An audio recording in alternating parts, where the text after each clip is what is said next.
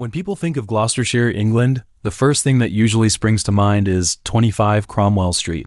That seemingly ordinary three-story home actually has a really shocking crime history. The house's owners were a pretty normal couple with 8 kids. Everyone thought they were the perfect family. Rosemary Letts, the house's owner, was a really nice lady who liked to chat and laugh with her neighbors. She also rented out some of her rooms to homeless people at really cheap prices. In fact, the British government even gave her a medal for public service. Her husband, Frederick West, was a construction worker and a really funny guy. But no one expected that it was all a carefully woven illusion that they were a cold-blooded and ruthless serial killer couple who had murdered a number of innocent young girls and even sexually assaulted and killed their own daughter. On August 4th, 1992, 13-year-old Louise found the courage to confide in her friend something that was buried deep in her heart. 3 months ago, her father, Fred, sexually assaulted her. However, when her mother, Rose, witnessed her writhing on the floor in pain, she simply said, "Oh, well, you asked for it." Over the next few weeks, Louise was sexually assaulted by Fred 3 more times. Rose even sees one of the attacks, but she just follows the bleeding Louise into the bathroom and asks, "What were you expecting? Think I'm going to protect you?" As Fred and Rose's children, they had a dark childhood. First of all, there are 9 children in this extended family. Charmaine and Anne-Marie were born to Fred and his first wife, Catherine.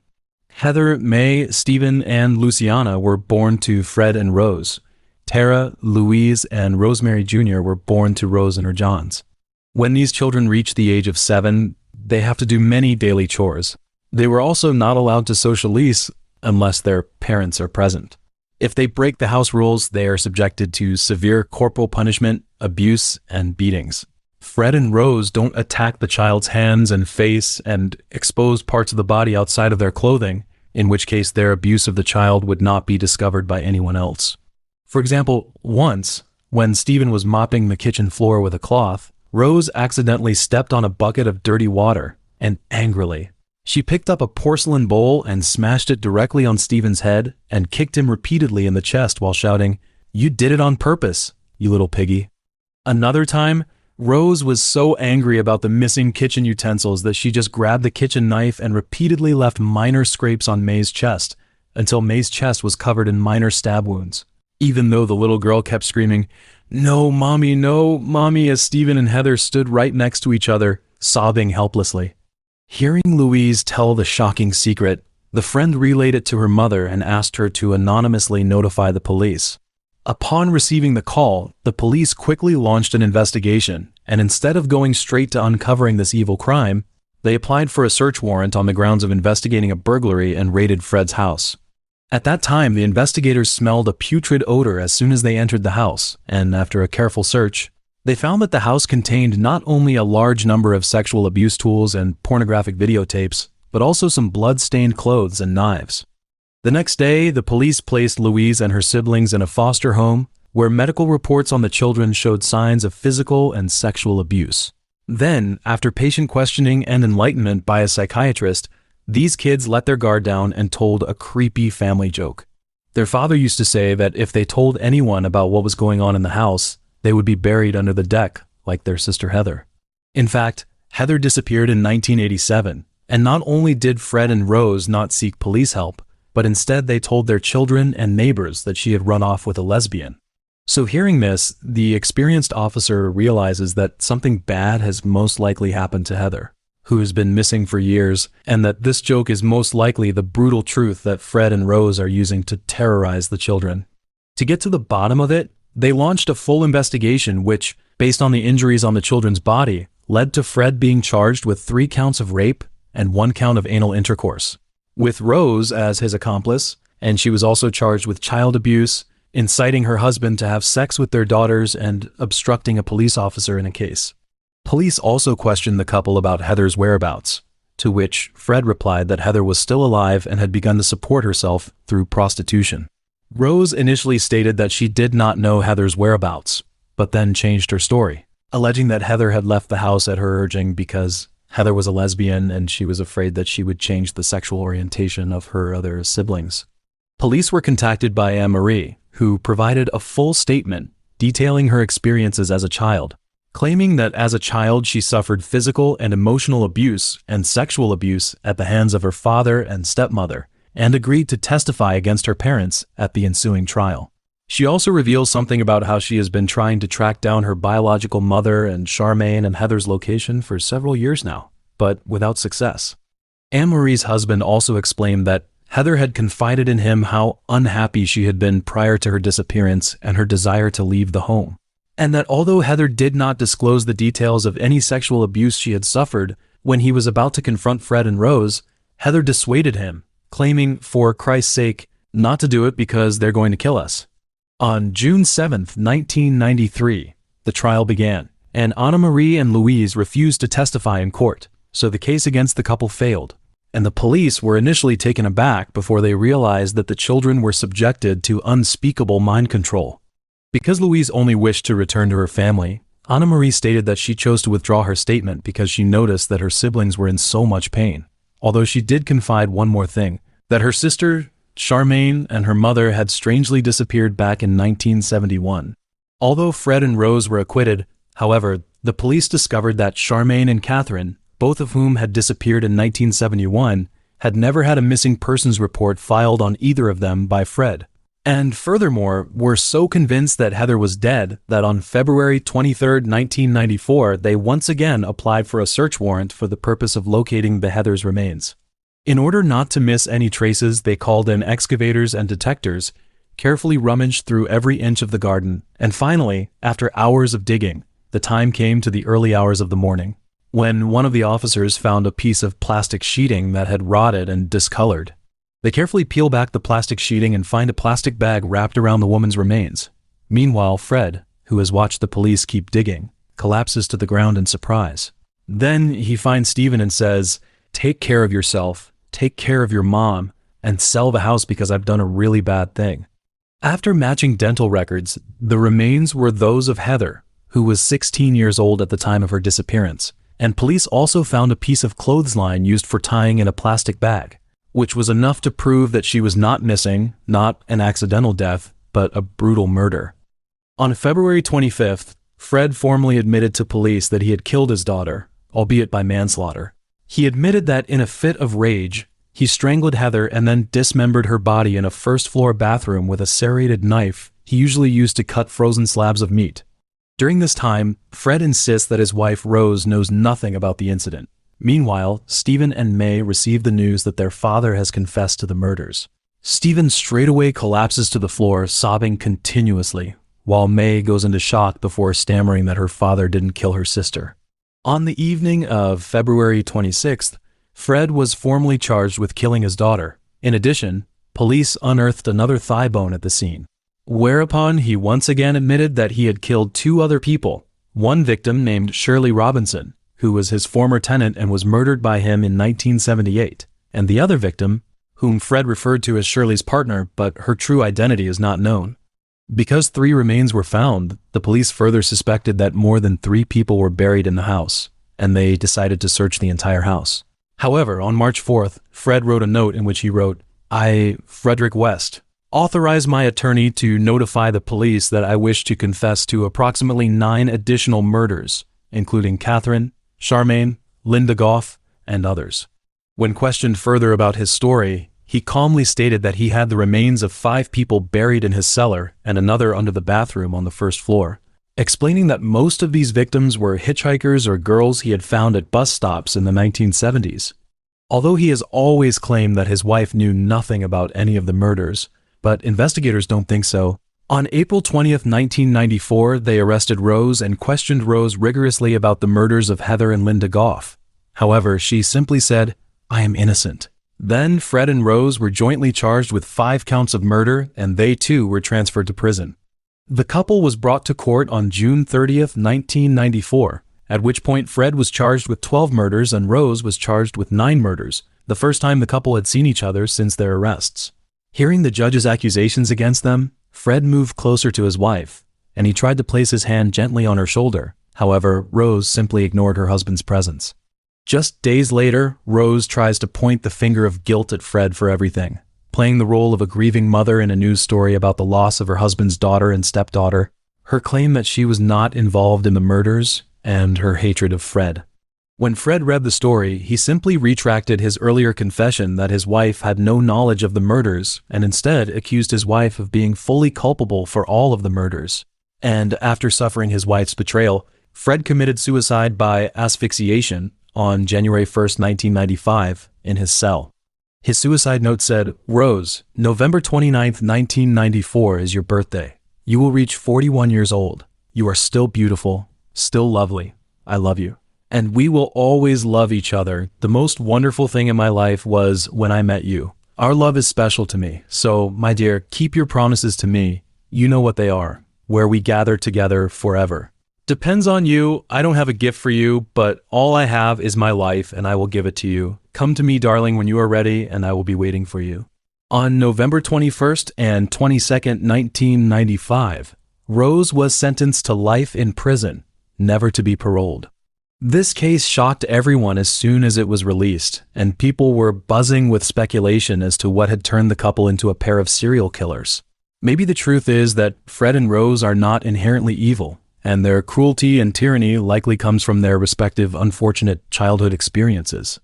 Fred was born on September 29th, 1941, on a farm in Herefordshire, England, to a father named Walter, a farm laborer, and a mother named Daisy, who was very gentle as well as doting, although Daisy had become very cautious and spoiled since giving birth to her first child, who died young, and Fred was the couple's second child. At school, Fred was described by his classmates as a scruffy, constant troublemaker who was often lethargic. In any case, he was very close to his mother. Daisy used to go to his school in person to yell at the teachers when he was physically punished for his poor performance at school.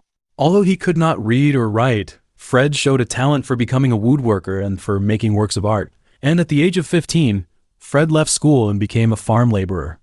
In 1957, 16-year-old Fred and one of his brothers were regularly socializing at a youth club, but Fred was an embarrassing and suffocating young man when it came to socializing, often aggressively pestering women and girls, objectifying them as a source of pleasure, exploiting them at his whims, and approaching and fondling them unexpectedly. When later questioned by police, Fred admitted that he had regularly had sex with farm animals since he was 12 years old. According to him, his father was a man with extremely perverted physical needs, and during the weekdays, he would often bring all kinds of women home to spend the night, even if his wife was in the house. Walter also sexually abuses his daughters, and when he tries to stop it, Walter tells him very seriously that this behavior is perfectly normal and socially permissible, and that he was the one who taught Fred to have sex with animals. Fred also claimed that his mother's personality became violent and irritable due to the major stresses of living with a husband for a long period of time and her husband's unethical behavior, and that not only would she physically punish Fred for no apparent reason, but that she also sexually abused him when he was 12 years old. However, these claims are not necessarily true, and he is considered a pathological liar who most likely fabricated these events in his childhood to justify the incredible cruelty he later committed, and his brother has charged that what he said was fantasy. At the age of 17, Fred owned a motorcycle. Unfortunately, on a ride home, because of driving too fast, he was involved in a car accident, and the injuries were so severe that he went straight into a coma for a week. When he woke up, he was told by doctors that he had a metal plate implanted in his head and that one of his legs was severely fractured. At this point, Fred's mental state became less than normal, and he became short-tempered, often becoming angry for no apparent reason. 2 years after the accident, Fred and his brother once again walked into the youth club. This time he approached a young woman, wantonly slipped his hands up her shirt and fondled her breasts. However, the girl, in a fit of panic, accidentally pushed him down the stairway, ultimately re-injuring Fred's head. In June 1961, 13-year-old Kitty complained to Daisy that Fred had regularly sexually assaulted her and had caused her to become pregnant. On November 9, 1961, Kitty sued her brother, and despite being disgusted by her son's behavior, Daisy was prepared to testify on Fred's behalf. However, for some unknown reason, Kitty dropped the charges, and although the case ended in failure, most of the family cut ties with him, and Daisy was pressured to kick him out of the house. As an adult, Fred is a bad influence, imprisoned for numerous thefts, fights, and other crimes. His sins are inextricably linked to his twisted sexual psyche and fascination with violence. He believes that women are nothing more than tools to satisfy his animalistic desires, and that he can play with and abuse them as much as he likes, without suffering any consequences. Rose's childhood was also filled with misfortune. She was born into a similarly impoverished family, with a mentally ill father who regularly punched and kicked her and her siblings, and a weak mother who could only tolerate her husband's violence in silence and turn a blind eye to what was happening to her children. Growing up in this morbid family environment, Rose's personality gradually becomes twisted and paranoid, and as an adolescent, Rose displays a twisted sexual psychology, obsessed with controlling the weak and even deriving pleasure from abuse. Fred and Rose, two souls from unfortunate families brought together by similar experiences, are attracted to each other and to the path of no return because of their twisted personalities and fascination with violence. In 1969, Fred first met 15-year-old Rose at a bus stop. At first, the girl was repulsed by Fred's pudgy appearance and deduced that Fred was a drifter. Over the next few days, or perhaps it was fate, they met every day at this bus stop, and Fred couldn't resist his sexual urges at the sight of this beautiful girl, and he twice asked Rose for a date. And although he was rejected both times, he was also allowed by Rose to escort her home.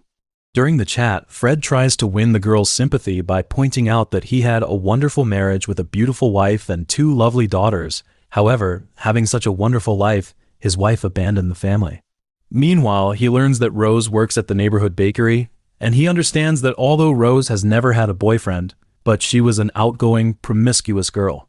In order to woo this beautiful girl, Fred pays a woman to enter the bakery where Rose works and hand her a gift, leaving a message saying that a man has given you this gift and he is waiting for you outside right now. A few minutes later, after seeing the woman come out, Fred couldn't wait to enter the bakery and ask Rose again to accompany him on his date, and the girl, sensing romance, rightly accepted the offer. Next, Rose began dating Fred and they became regulars at the park. She also volunteered to take care of Fred's two daughters, Charmaine and Anna Marie, and in the early days of their dating, Rose insisted several times that Fred take her and his two daughters with him on wildflower picking trips.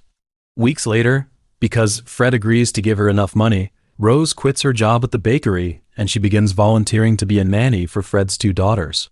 Months later, Rose takes this man, who is 12 years older than her, to visit her parents. Rose's family are shocked by this. They think Fred is a pathological liar. Rose's father is strongly opposed to the relationship. He outright threatens Fred, promising that he will call social services if Fred still continues to date Rose. However, despite Rose's parents requesting that Rose not continue to date Fred, the two of them continued to ignore the situation, which led to her parents going directly to social services claiming that their underage daughter was being seduced by an older man, and that they had heard rumors that Rose was prostituting herself in Fred's car. Whereupon social services went directly to Rose and had her placed in a home for troubled teens where she could only leave with her parents' permission. But despite the restraints made, Rose would still visit Fred on weekends when she went home to visit her parents. At the age of 16, Rose left a home for troubled teens and returned to her parents when Fred was sentenced to 30 days in jail for burglary and unpaid fines. When Fred was released from jail, Rose immediately left her parents and moved into the apartment where Fred was living. Together, the two of them went to social services to pick up Charmaine and Anna Marie. In addition, Rose's father made a last-ditch effort to keep Rose from going to Fred. In February 1970, he asked a doctor to go and do a physical on Rose, only to learn that Rose was pregnant. So Rose's father placed Rose in a care facility, but Rose was discharged from the hospital on March 6th because she was about to terminate her pregnancy. To this point, Rose had no choice but to return home. She chose to stay with Fred, and this was a complete disappointment to her father, who outright banned Rose from ever setting foot in his home again. On October 17, 1970, Rose gave birth to her girl and named her Heather. 2 months later, Fred went to jail for stealing tires from a car, and Rose, who had just turned 17, was required to take care of her 3 children. At first, Charmaine and Anna Marie felt happy because they remembered that this woman was very kind to them and was like a real mother to them. But things didn't work out that way, and Rose would often criticize and beat them. Charmaine was a resilient girl who didn't cry, and her spirit wasn't broken after every punishment she received from Rose. Once, when a friend of hers came to visit her, the friend entered the apartment unannounced and saw Charmaine, naked, standing on a chair, her mouth gagged and her hands tied behind her back with a belt. while Rose stood beside Charmaine with a large wooden spoon in her hand, ready to beat Charmaine. However, the bullied girl seemed very calm, and in Anna Marie's memories, her older sister would always rebel against Rose. Charmaine would always claim that, "You're not our mom, that our real moms don't beat and yell at us, that our moms will come to our rescue." But fate did not favor the little girl, and around June 1971, Charmaine was murdered by Rose. Also, Charmaine and Anna Marie's biological mother, Catherine, learned of her daughter's disappearance, and she found Fred and Rose around August, and that was the last time she was seen. In October 1996, the House of Horrors at 25 Cromwell Street was demolished. In the end, although Fred and Rose were arrested and punished, however, in this human tragedy, it was their children who were hurt the most. These children, who grew up in fear and violence, even after escaping from this horrible home, the shadows of their childhood lingered and became a nightmare they could not get rid of for the rest of their lives. After the case was over, Louise was placed in foster care, where she changed her name and tried to start her life over, but she was already suffering from severe depression and eventually ended her life in her 30s. May showed extreme denial and evasion of her parents' crimes, insisting throughout the duration of the case that she had never been abused by her parents, refusing to cooperate with the police investigation, and remaining convinced of her parents' innocence, even after they were convicted, and visiting them in prison several times. Several of Fred and Rose's other children also didn't have a very happy ending either.